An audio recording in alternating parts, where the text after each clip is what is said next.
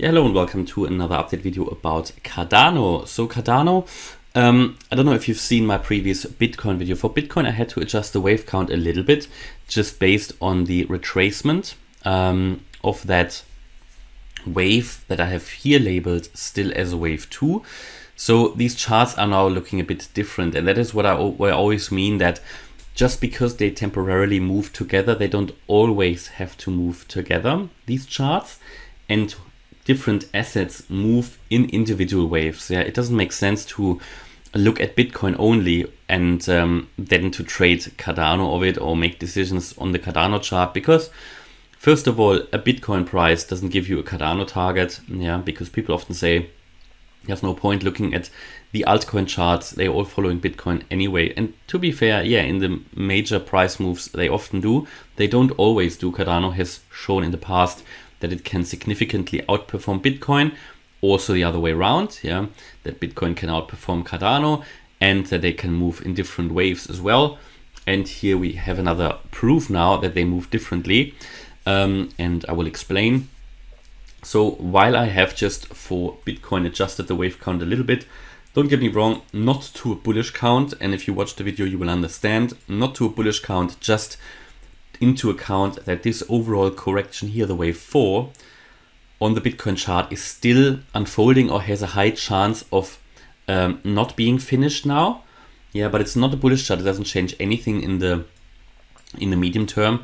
It just means that this impulsive move down that we can still see here on the ADA chart for Bitcoin is basically finished, or hasn't actually happened. Yeah, because we, in that retracement here that you can see here as a yellow wave 2, on the Bitcoin chart, it has moved way too high. Yeah, it's not a problem to overshoot it a little bit.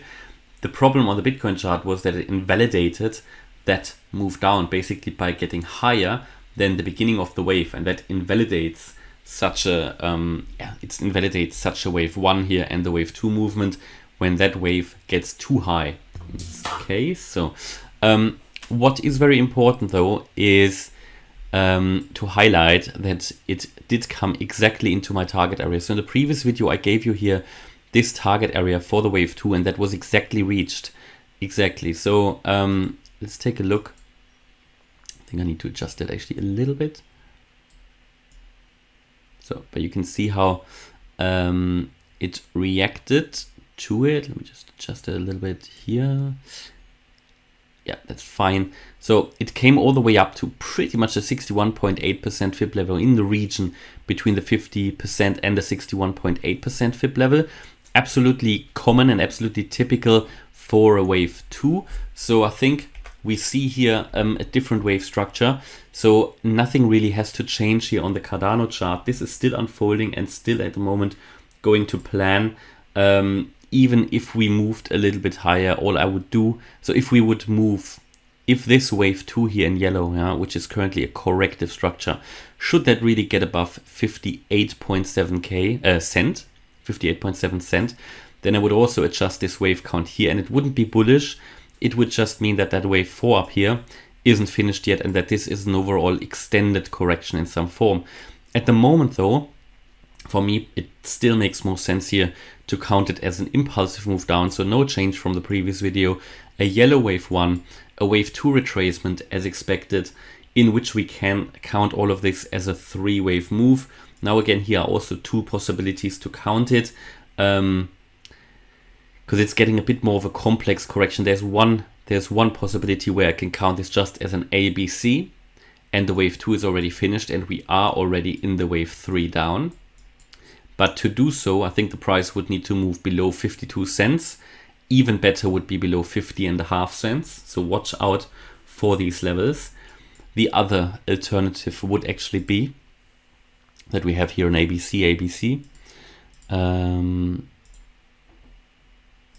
again, we are on the 1 hour chart. So these things can happen or can change quite quickly.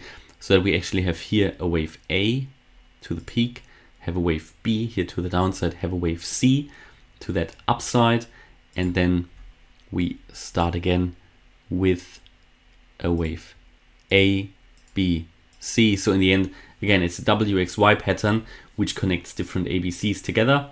Don't want to make it too complex here, but this means that should we make a higher high here and should Cardano move above 54.6 cents, the wave 2 has a chance to move a little bit higher.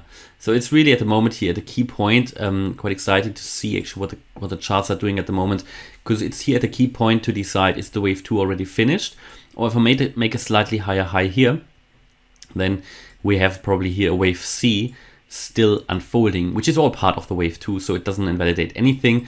This whole structure here would only be invalidated above 58.7 cents. So yeah, and where you have the wave C here, you also have a wave Y. I mean, I don't want to make it too complex and too confusing, especially on the lower time frames. I always try to keep it as simple as possible in these videos. Otherwise I confuse a lot of people who have no exposure to the Elliott wave method. But I know a lot of you also want to learn.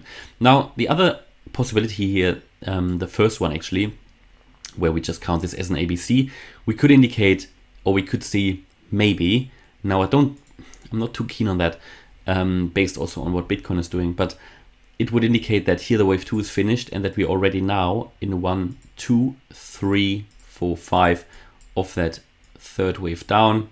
Yeah, so that we're basically already having here the wave 2 complete, and that we're already back in the next impulse down. We'll see how the next few hours unfold. It's now up to the market. Do we make a lower low? Do we make a lower low? Do we go below 52 cents? Then I think this is actually getting a little bit more likely. Or do we break above 54.7 cents? And then this will probably be an extension of the wave 2. And I will of course update you about that. Looking here generally at this, I think we have not yet finished that overall correction. So I think we are still going lower. That is why I've got this wave count as well. This is currently indicating that we are going lower, and it's quite interesting that the Bitcoin and the Cardano chart are currently moving away from each other a little bit. So we're going to observe that very closely, of course. And for now, we remain here within this target area below 54 cents, which is interesting as well. And I think this overall correction could take us down once more. And well, we haven't been there actually in this correction yet, but maybe to the low 30 cent levels here. Should we lose a 30 cent level, then we could even get into the area between 16.5 cents and 19 cents. Yeah, that would be below the 88.7% fib level. That is what this yellow target area is based on. That's the area that I've been talking about for many, many weeks. We finally reached it. Yeah.